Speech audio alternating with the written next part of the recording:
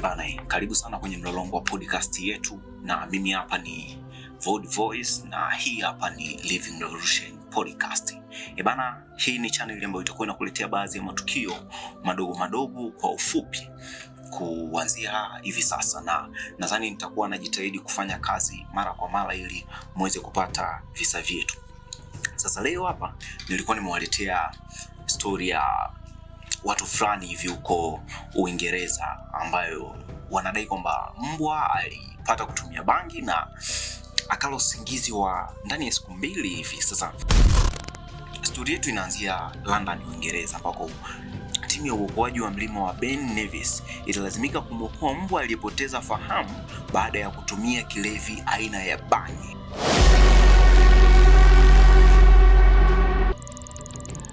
Sijui unaipata hiyo. Sasa wenzetu kwanza wana tabia baadhi tofauti kama wanyama kuwahudumia kama binadamu. Sasa hiyo sisi haipo.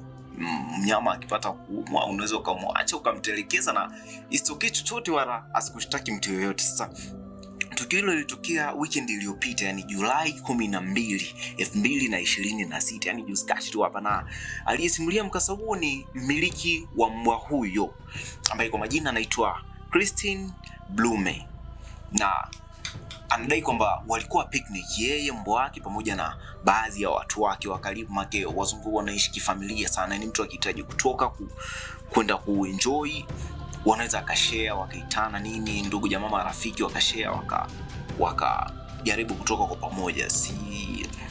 Wakiwa sehemu hiyo siku hiyo alikuwa naye kwenye safari ya kupanda mlima, lakini ghafla mbwa huyo alizidiwa wakiwa nusu ya umbali wa futi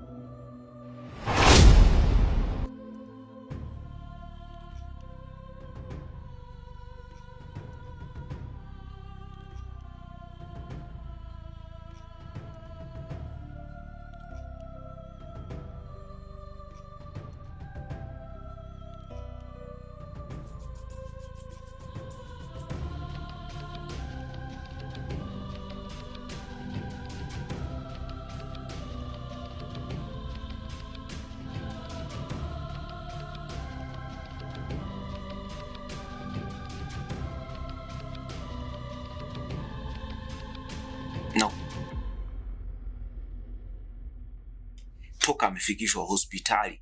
Na kwa nini